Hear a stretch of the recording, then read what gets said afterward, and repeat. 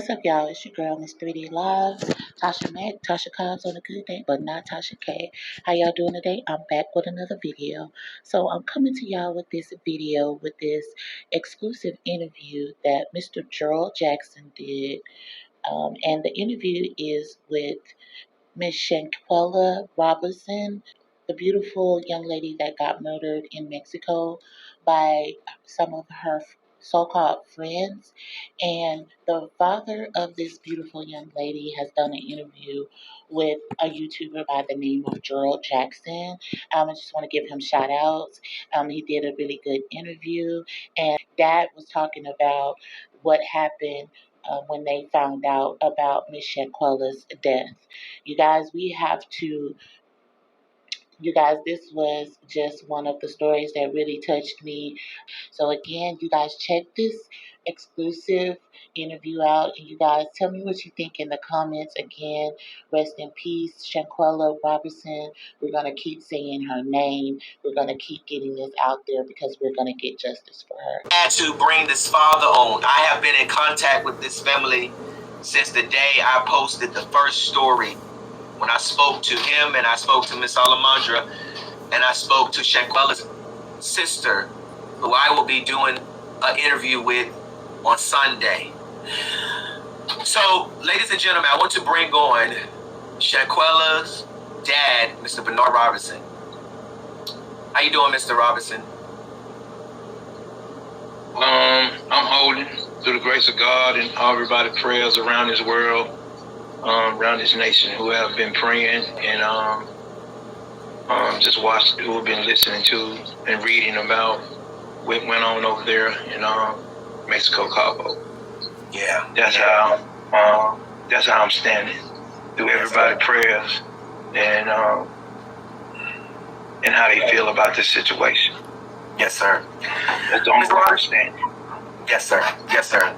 Well, I definitely want to say you do look good, and I see that, that God's grace and mercy is all in this. We're both Bible-believing men, and we know that God can do anything but fail, and God has been in this case from the beginning. Even in the room, He's been involved in this. He knew what was going to happen, and He knew that He, won't let those who are responsible get away with it. He's already working. And, to see that Shaquella not only, has had an impact on just Charlotte, but it's beyond Charlotte now. The world see how beautiful she was. The world see how she can slay hair. The world see how of a woman she carried herself. And just to see that some no good, low down, dirty dogs would do something like this to someone who was at the top, and to reduce her to a hashtag, it's very egregious, and it is disgusting, and justice will be served.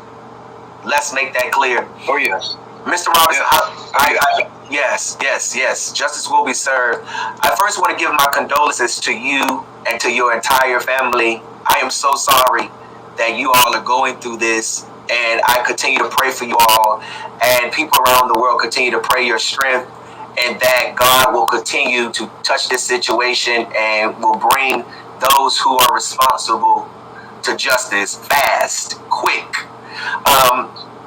We have been talking over the phone since I first reached out to you all, and you told me about, your daughter, and you told me about the lie of the alcohol poisoning, and you told me about what the autopsy said, and you told me about the pictures that you were shown of your daughter, and just how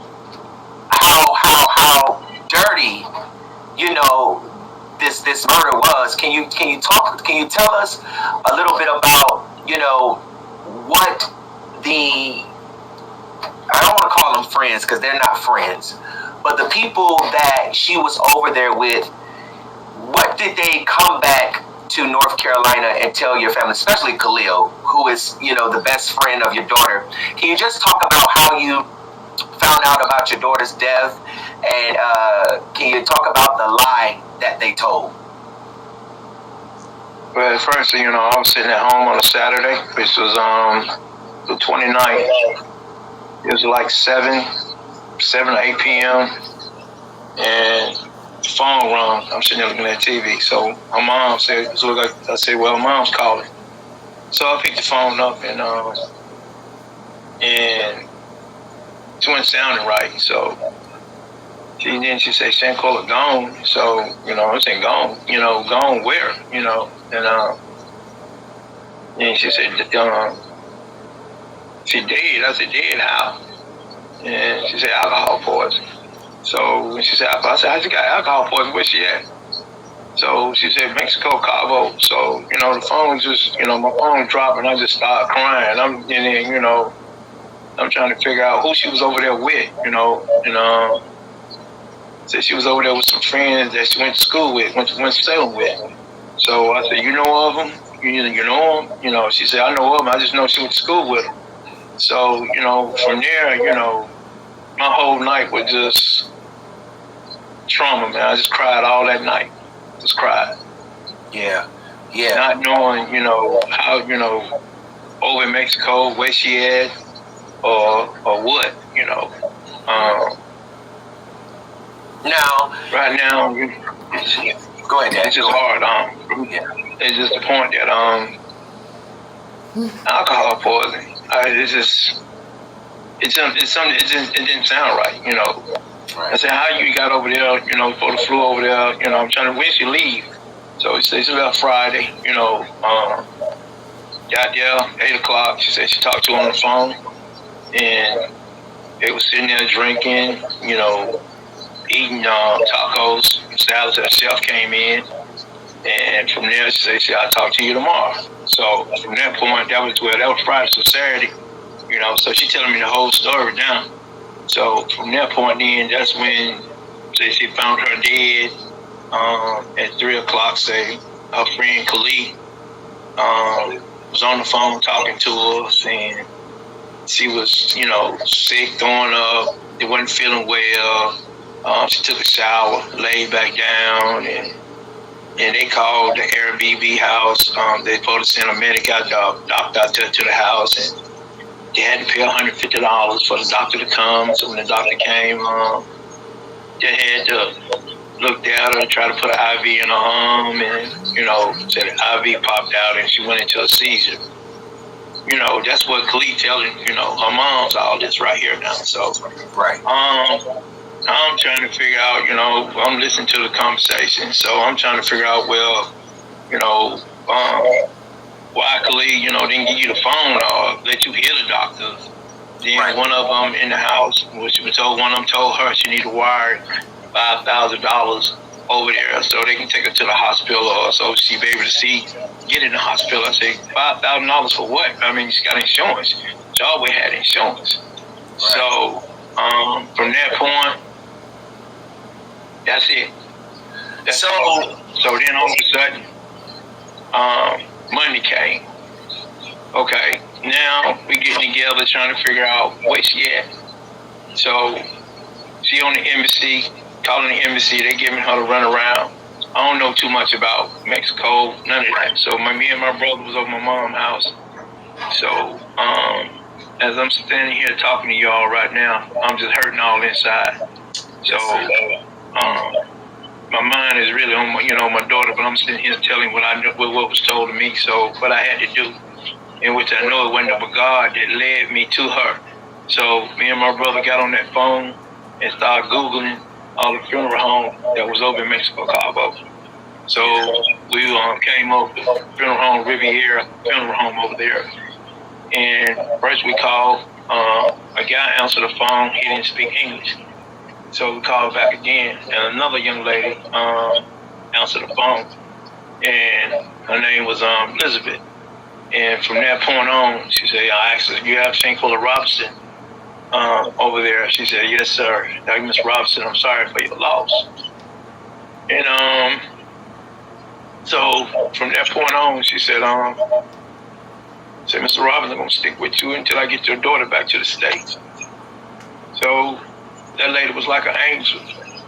So a lot of paperwork had to be done. My mom said the paperwork was already in the system. So I called her back. She said, "Yeah, I got the paperwork. I need a release form so I can release the body, release her body to you." And so we did that. And the bill came up and everything. So I wired the money over there. After I wired the money, they got the body. So did the paperwork, and it'll take a while for that paperwork to get done because they'll transfer everything over to English. Yeah. So she got back here last Thursday, around about 5 o'clock. So I'm sitting there in the funeral home. As soon as that door opened and that box came in there, with her in it, man, just cried like a baby. Yeah. Didn't even want to leave out the funeral home. My brother had to pull me out of there. I'm sitting here, looking at her, seeing, a knot on her head, her eye swole, she got a cut lip, and just that's no alcohol wasn't gonna do all that, So I said something not adding up right here. And so y'all gonna come back here to the States and bring her luggage back, sit right there in her mom's, in her sister's face, ate, told y'all story, how it happened, alcohol poisoning and all that. And then, 2 or 3 days later, when that report came back, the lady told me, "No, your daughter didn't die of no alcohol poisoning. She died, it was trauma to her neck and her spinal cord. It was broke." So that's when I just had it. I said, no. I said, "Baby girl, your daddy is not gonna let you die in vain. I will get justice for you." Right.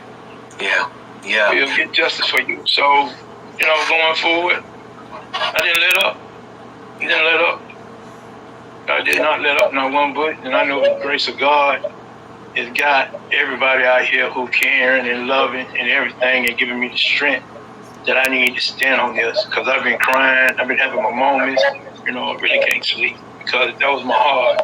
It's a big hole. Y'all didn't came back here. Y'all got kids. I think some of you all got little kids from what I heard. I don't be on Facebook or social media, Twitter, all that. I don't that's not my style. Yeah. So I'm more of a person. I'm just laid back in the back seat. But all at the same time, her father has been here all along.